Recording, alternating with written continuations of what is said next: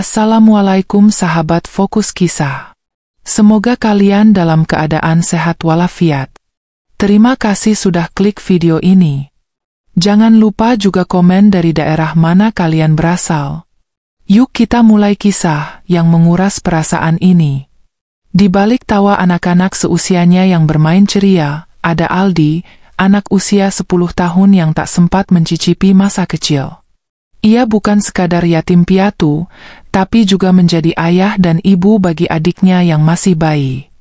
Hidupnya adalah perjuangan, cinta, dan harapan yang tak pernah padam, walau dunia seolah tak berpihak padanya. Di sebuah sudut kota yang nyaris dilupakan waktu, terdapat gang sempit yang membelah pemukiman kumuh. Rumah-rumah di sana berdiri seadanya, dengan dinding kayu lapuk dan atap seng berkarat yang tak lagi kuat menahan hujan. Di salah satu rumah kecil yang nyaris roboh, tinggal seorang anak laki-laki bernama Aldi. Usianya baru 10 tahun, namun matanya menyimpan beban hidup yang jauh lebih tua dari angka itu. Wajahnya tampak letih, tubuhnya kurus, dan tangannya kapalan meski ia belum menginjak usia remaja. Tak ada tawa khas anak-anak di wajah Aldi. Ia tak punya waktu untuk bermain, apalagi bermimpi. Hidupnya adalah serangkaian hari-hari penuh tanggung jawab dan pengorbanan. Karena selain menjadi seorang anak kecil, Aldi juga menjadi seorang kakak, bahkan ayah dan ibu, bagi seorang bayi mungil yang ia panggil Dedek. Dedek adalah adik kandungnya, seorang bayi berusia 6 bulan yang baru saja belajar tertawa dan menggenggam jari. Bayi itu adalah satu-satunya keluarga yang Aldi miliki sekarang. Ayah dan ibu mereka telah pergi selamanya dalam kecelakaan tragis saat Aldi masih duduk di bangku kelas 2 SD. Tak ada saudara, tak ada sanak famili yang datang menjemput mereka setelah itu. Semua orang seakan hilang, pura-pura tak tahu, atau benar-benar tak peduli. Sejak saat itu, Aldi dan Dedek tinggal sendiri di rumah kecil warisan orang tua mereka, yang kini mulai rapuh di sana-sini. Meski begitu, Aldi tak pernah berpikir untuk meninggalkan rumah itu. Di sanalah semua kenangan terakhir bersama ibu dan ayah tersimpan. Di pojokan dapur yang masih ada panci hitam, di kasur lusuh yang dulu sering jadi tempat mereka bercerita, hingga di pintu kayu reot yang dulu selalu diketuk ayah sepulang kerja sambil membawa kue bolu kesukaan Aldi. Setiap pagi, saat kebanyakan anak-anak bangun dengan senyuman dan bersiap sekolah, Aldi justru bangun dengan rasa cemas. Ia selalu memulai hari dengan menatap Dedek yang tidur di atas kain tipis bekas selimut lama. Jika Dedek masih bernapas, jika wajahnya tenang, Aldi akan menarik napas lega. Tapi jika Dedek mulai rewel atau menggeliat gelisah, Aldi tahu itu berarti satu hal, perutnya lapar. Dan untuk seorang bayi, lapar berarti harus ada susu. Aldi akan segera bersiap, menyeka wajahnya dengan air sumur, mengenakan pakaian yang sudah sobek di beberapa bagian, dan menyambar topi lusuh milik almarhum ayahnya. Ia kemudian akan menatap Dedek dan berbisik, "Tunggu abangnya, Dek. Abang cari duit dulu buat beli susu." Sebelum pergi, Aldi akan memastikan Dedek tetap aman. Ia meletakkannya dalam keranjang bayi bekas, membalut tubuh mungil itu dengan kain tebal yang sedikit bau apek karena tak sempat dicuci, dan mengganjal pintu dengan kursi agar angin tak terlalu kencang masuk. Kadang ia menitipkan Dedek ke tetangga sebelah, Bu Nur, seorang janda tua yang masih memiliki sedikit empati untuk membantu. Tapi Bu Nur pun hidup susah, dan tak bisa selalu menjaga. "Bang Aldi, hati-hati ya. Jangan terlalu sore pulangnya," kata Bu Nur setiap kali Aldi pamit. Aldi hanya mengangguk. Ia tak punya pilihan. Jika ia tidak pergi, Dedek tidak akan bisa minum. Dan seorang bayi yang tak mendapat susu bisa saja menangis berjam-jam sampai akhirnya demam, atau bahkan lebih buruk lagi. Aldi tahu itu, dan ketakutan itulah yang mendorong langkah kecilnya menyusuri jalanan kota. Pekerjaan Aldi selalu berganti-ganti. Kadang ia bantuin tukang sayur angkat barang, kadang mengutin kardus di pasar, atau bahkan mengamen dengan gitar plastik peninggalan ayahnya. Gitar itu sudah retak, hanya punya 2 senar yang masih bisa mengeluarkan bunyi. Tapi suara Aldi cukup merdu, dan anak kecil yang bernyanyi sambil menggendong foto bayi dalam saku bajunya adalah pemandangan yang cukup menggugah hati orang-orang. Sayangnya, tidak semua orang peduli. Kadang ada yang mengusirnya, menganggapnya pengemis. "Pergi sana. Ganggu aja," teriak seorang ibu muda sambil menutup jendela mobilnya rapat-rapat. Aldi tak membalas. Ia hanya menunduk dan berjalan pergi. Tapi ada juga yang baik, memberinya uang 2.000 atau sebotol air mineral. Uang itu ia kumpulkan dalam kantong plastik kecil, diselipkan di balik celananya. Ia akan menghitungnya sambil berdoa dalam hati, semoga cukup untuk beli susu sachet murah di warung dekat rumah. Setelah lelah bekerja seharian, Aldi akan pulang dengan langkah lelah dan wajah penuh debu. Tapi begitu sampai rumah dan melihat Dedek masih tersenyum, rasa lelah itu menguap begitu saja. Dengan tangan kecilnya, ia akan menyeduh susu murahan itu, menuangkannya dalam botol bayi yang ia cuci seadanya. Kadang air yang ia gunakan terlalu dingin karena tidak ada kompor untuk memanaskan. Kadang ia hanya mengocok susu dengan air biasa dan berharap perut Dedek kuat menerima itu. Saat menyusui, Aldi akan menatap mata adiknya yang perlahan terpejam, lalu berbisik, "Maafin abang ya, Dek. Abang belum bisa kasih yang terbaik. Tapi abang janji, kita nggak akan nyerah." Malam adalah ujian paling berat bagi Aldi. Saat semua orang di gang sempit itu mulai terlelap, suara jangkrik bersahutan, dan angin menerpa seng-seng tua yang mengeluh berderit, Aldi masih terjaga. Di atas kasur tipis yang sudah sobek di sudutnya, ia berbaring dengan Dedek dalam pelukannya. Angin malam begitu dingin, menembus celah dinding papan yang renggang, hingga menggigit tulang. Tubuh kecil Aldi menggigil, tapi ia tak berani menarik selimut sendiri. Semua yang ia punya sudah ia balutkan ke tubuh Dedek. "Yang penting Dedek hangat," bisiknya, meski jari-jarinya kaku menahan hawa dingin. Ia mengusap pipi adiknya perlahan, memastikan kulitnya masih hangat. Seringkali, Aldi tak bisa tidur. Matanya menatap langit-langit yang sudah bolong, memperlihatkan langit malam yang gelap tanpa bintang. "Ya Allah, jangan ambil Dedek dariku. Kalau kau sayang aku, tolong jagain dia. Aku nggak kuat kalau harus kehilangan satu-satunya orang yang aku punya." Doanya lirih, tercekat di tenggorokan yang mulai kering. Tak ada yang bisa ia andalkan selain Tuhan, dan itulah yang membuatnya terus bertahan, meski hatinya seringkali sesak oleh ketakutan. Aldi tahu hidupnya tak seperti anak-anak lain. Ia pernah mencoba meminta bantuan. Suatu hari ia berdiri di depan pagar panti asuhan, dengan Dedek dalam gendongan. Matanya memohon, "Bisa nggak saya nitipin adik saya di sini? Saya masih kecil, saya nggak tahu harus gimana," katanya pada petugas. Tapi jawaban yang ia terima menusuk hatinya. "Maaf, tempat kami penuh, Nak. Banyak anak juga butuh bantuan. Kami nggak bisa terima sekarang." Aldi terdiam. Ia tak bisa marah. Dunia memang penuh keterbatasan. Ia hanya mengangguk dan berbalik sambil menahan tangis.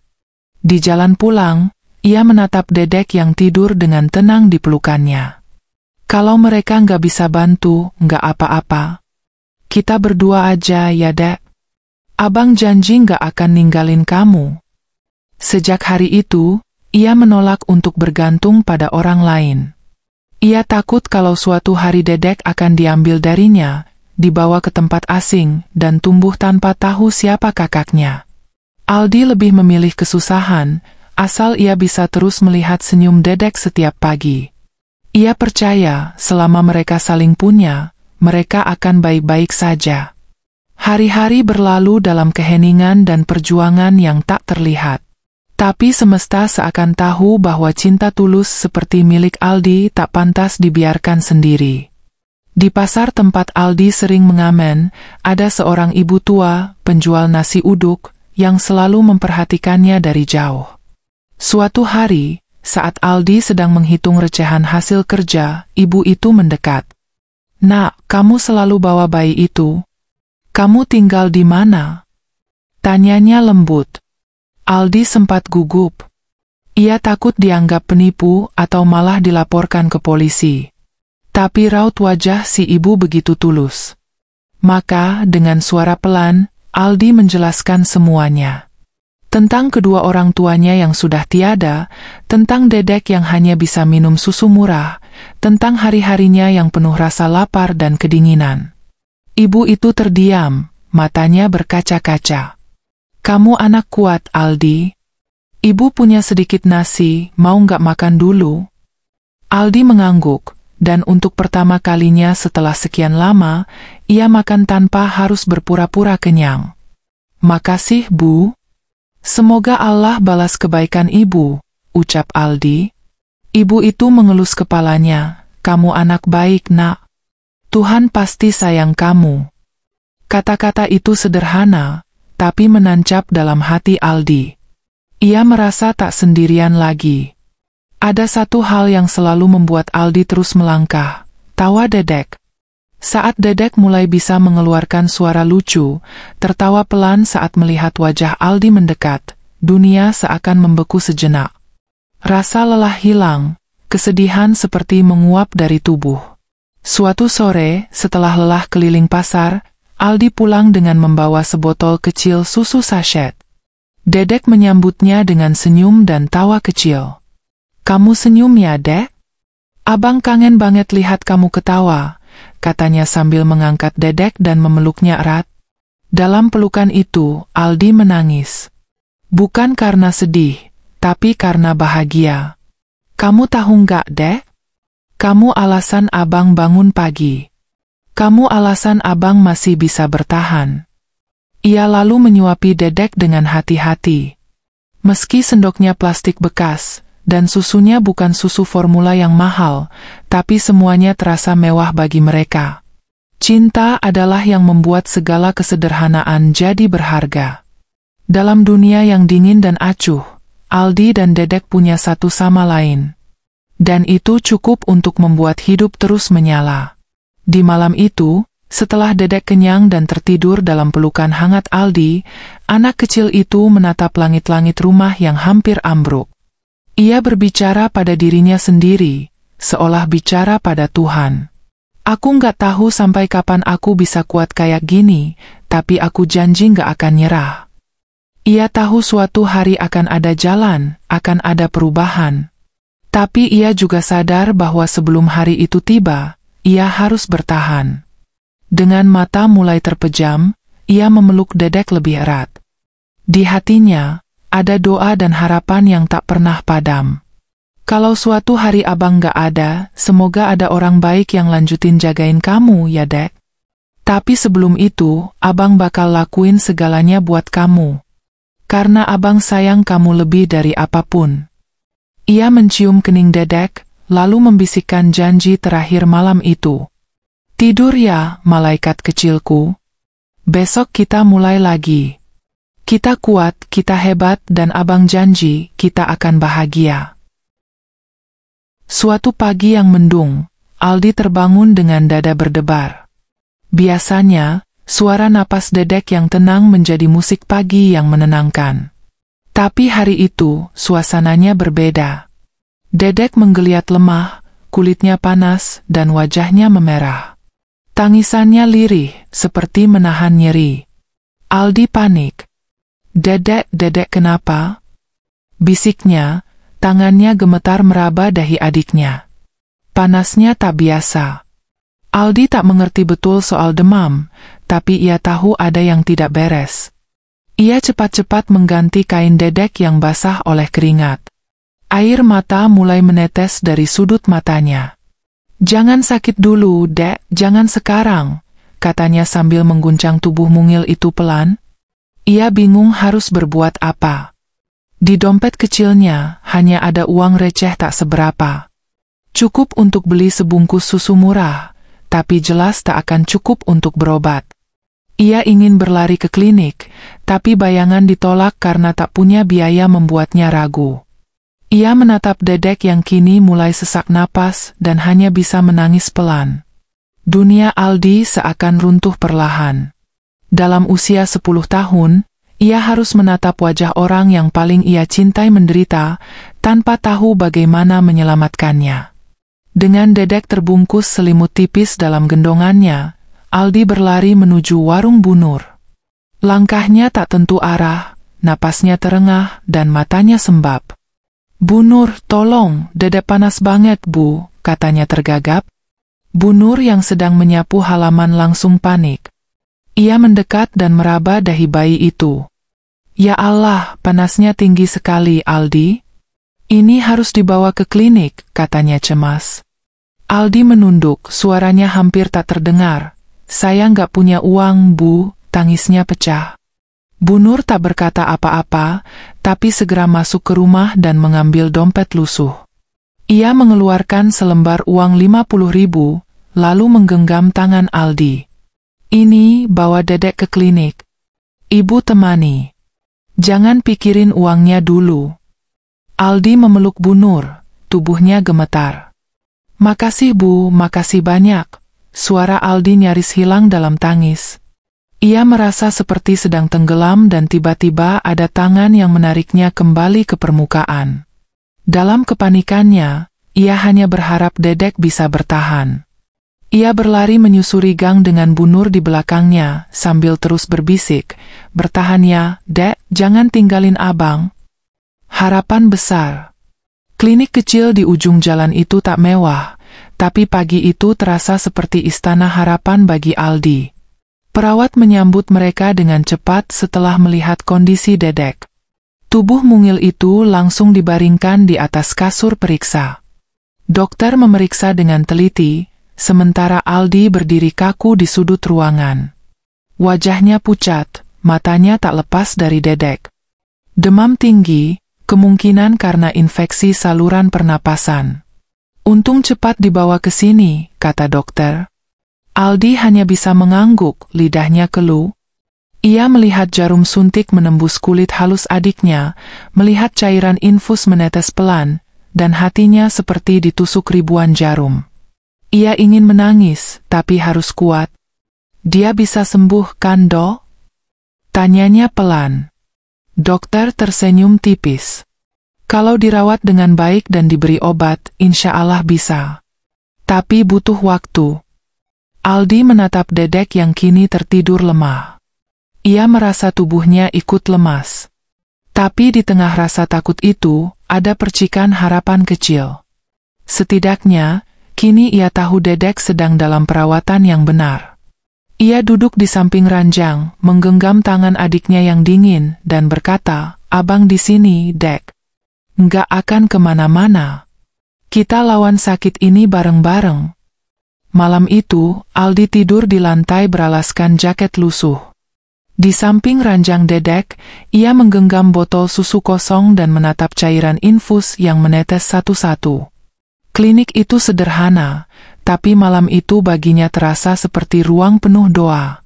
Perawat memberi Aldi makan, dan Bu Nur sempat datang membawa selimut tambahan. "Aldi, kamu anak luar biasa," kata Bu Nur sebelum pamit. Aldi hanya tersenyum kecil. Ia tak merasa luar biasa. Ia hanya kakak yang berusaha sekuat tenaga agar adiknya tetap hidup. Dedek sempat terbangun tengah malam, menangis lirih. Aldi cepat-cepat berdiri dan mengelus punggungnya. "SSST, Abang di sini, Dek. Jangan nangis. Udah nggak panas ya?" katanya lembut. Saat Dedek kembali tertidur, Aldi menatap langit-langit dan memejamkan mata. Dalam hening malam itu, ia menyusun ulang semua rencana hidupnya. Ia harus lebih kuat. Harus cari cara agar Dedek bisa minum susu yang lebih baik, makan yang cukup, dan punya masa depan. Ia tahu, hidup mereka tak akan berubah secepat itu. Tapi malam itu, di klinik kecil itu, Aldi membuat janji baru pada dirinya sendiri. Apapun yang terjadi, ia tidak akan membiarkan Dedek tumbuh dalam penderitaan yang sama seperti dirinya. Pagi berikutnya, sinar matahari menembus tirai tipis klinik. Dedek membuka mata, dan untuk pertama kalinya sejak demam, ia tersenyum kecil. Aldi yang sedang duduk di lantai langsung berdiri dan mendekat. "Dedek, udah baik kan?" bisiknya penuh harap. Bayi itu menggerakkan tangan kecilnya, menyentuh pipi Aldi. Aldi menunduk, mencium tangan itu sambil menangis. "Makasih ya, Dek, kamu kuat banget." Tangisnya bukan lagi tangis ketakutan, tapi tangis lega. Dokter datang membawa kabar baik, demamnya mulai turun. Tinggal pemulihan beberapa hari lagi. Aldi mengangguk. Dunia seolah memberi Aldi dan Dedek kesempatan kedua. Hari itu, mereka pulang dengan langkah pelan tapi pasti. Bu Nur menjemput mereka dengan pelukan hangat. Di rumah reot yang dulu terasa suram, kini hadir sinar baru. Aldi duduk di kasur kecil itu, mendekap Dedek yang tertidur di pangkuannya.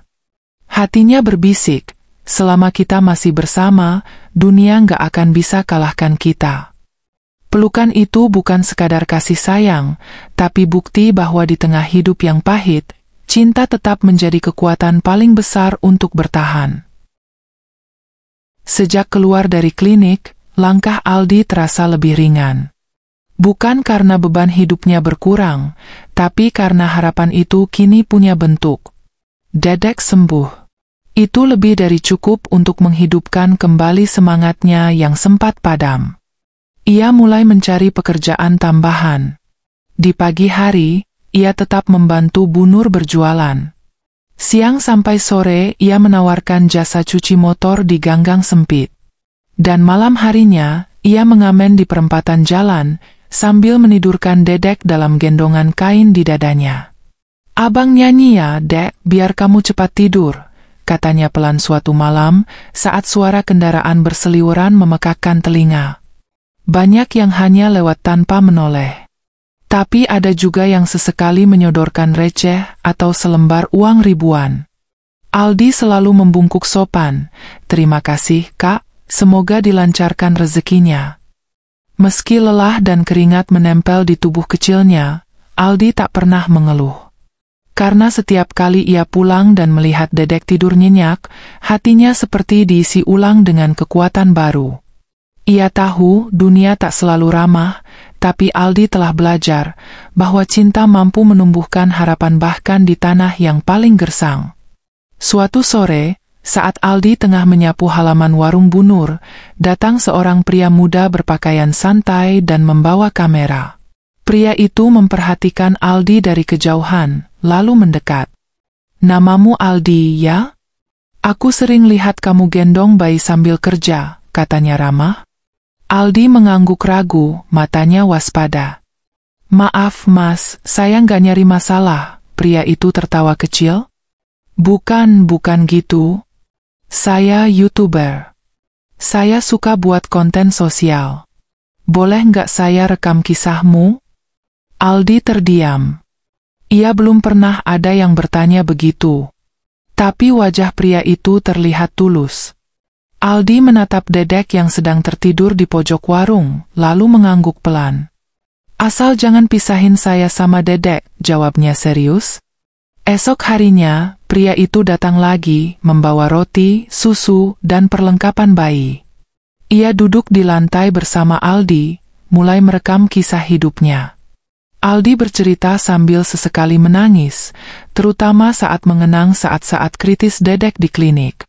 Video itu akhirnya diunggah ke YouTube dengan judul "Bocah Yatim Piatu Penjaga Adiknya", kisah Aldi yang menggetarkan hati.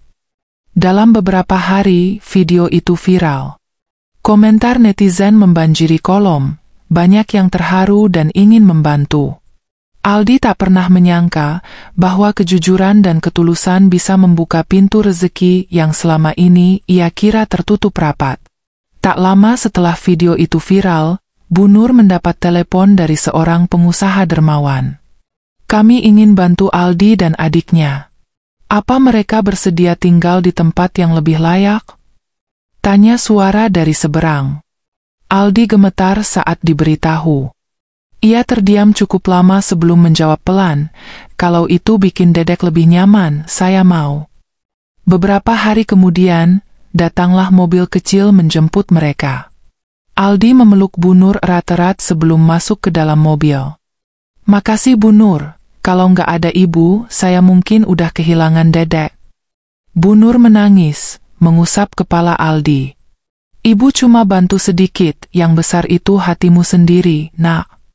Rumah baru mereka tidak mewah, tapi sangat layak.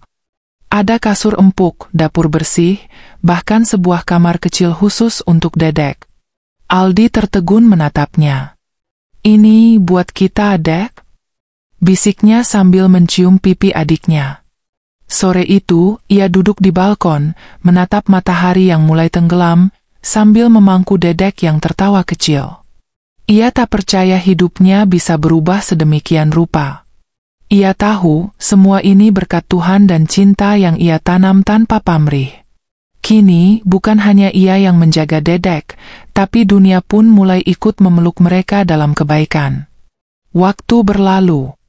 Dedek kini mulai bisa berjalan dan memanggil, "Abang, abang," dengan suara yang membuat hati Aldi meleleh setiap kali mendengarnya.